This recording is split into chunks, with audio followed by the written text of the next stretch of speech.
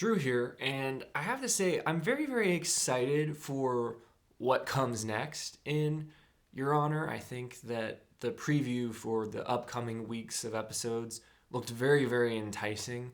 But this particular episode, up until the end, I found a little weaker than the rest that they've had so far this season.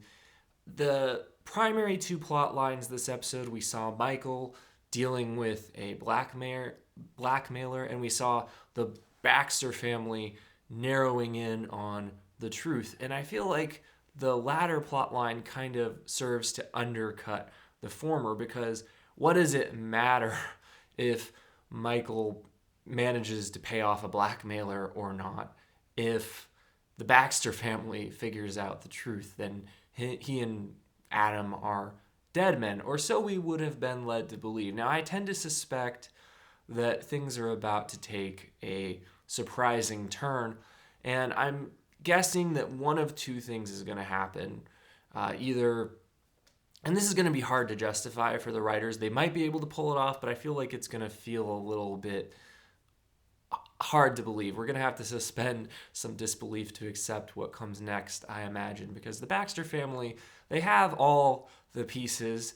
They know that Michael came to that gas station and that the footage on the surveillance camera was erased around the time that he came there. They know that it was their car that was stolen, and they know that from Big Mo that the accident that took the Baxter boys' life happened the day before Kofi Jones stole the car. So to me, that's like 2 plus 2 plus 2 equals 6. They're going to know that it was Michael or Adam. And given their penchant for just blowing up entire families, I don't think that they would hesitate to scrub out both Michael and Adam.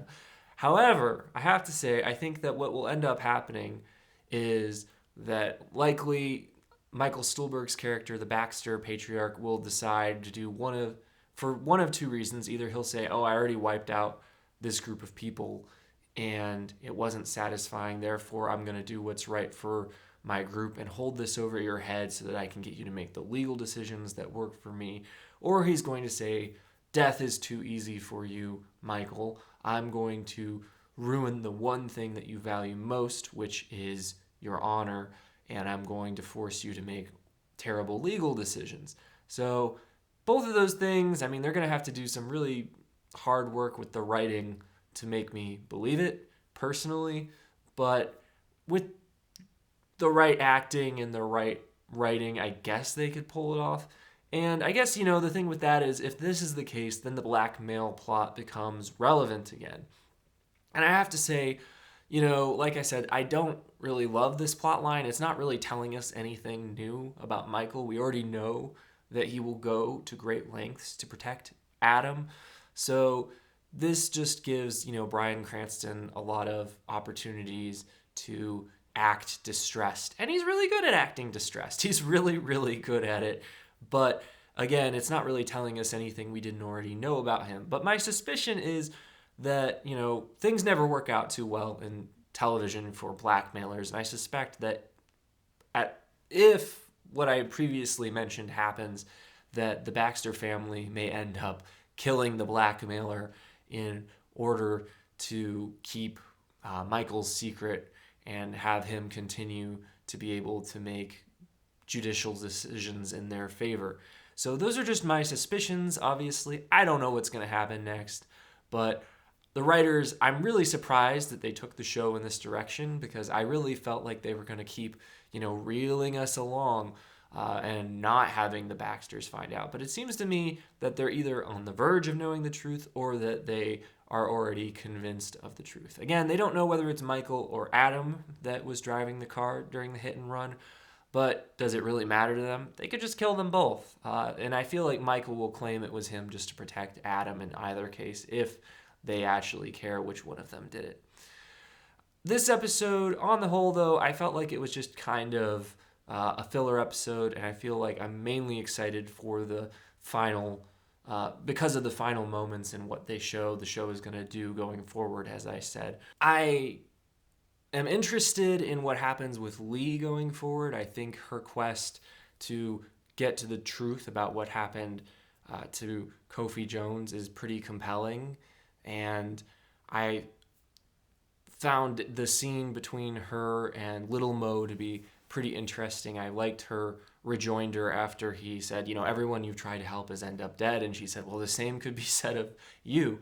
And the interaction between them was interesting because you see these two characters that are existing in very, very different worlds, but they both, potentially came from similar places where they're both dealing with a lot of the same obstacles and challenges, but they've both taken different routes to get where they are. The character of Big Mo this episode, I feel like the actress is doing a good job, but I'm not persuaded that this character actually has a real life counterpart. I know that there, are very, very influential and, powerful women in the black community, but I don't think that they're typically in charge of gangs. If I'm wrong about this, let me know in the comments, but I feel like this is more the writers trying to make a feminist point than them actually, portraying reality. I think typically, male gangs are led by male leaders, but I could be wrong. Again, this didn't strike me as being particularly plausible on the face of it. But I did think that the actress did a good job, and I thought that the scenes between her and Michael Stuhlbarg's character were entertaining to watch. I thought that the interactions between them, when he said that he has to do his due diligence and her response to that, were rather amusing pieces of dialogue. And, there was just enough texture to that scene to make it an interesting scene. We're getting to see Eugene kind of following a similar path to his brother.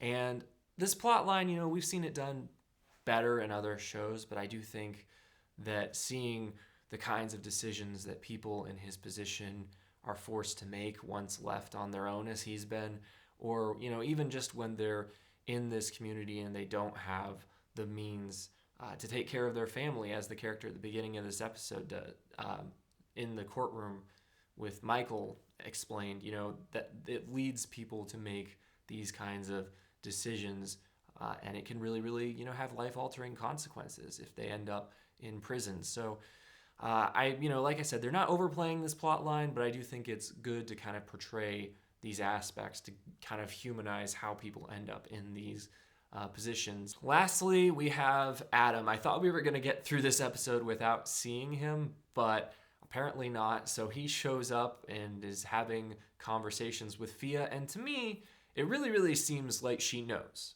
I feel like it's quite probable that Franny is related to the Baxter family and that she might have told Fia.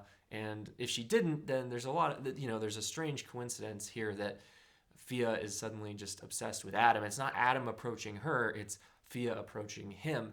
And the questions she asked him, there were just a couple moments where it seems like she was probing in a way that you wouldn't do if you were just casually curious about a person. For instance, when she asked him if there was any experience lately that had influenced him. And that just to me seemed her to be kind of beating around the bush, but kind of also just asking him almost straight out about his involvement.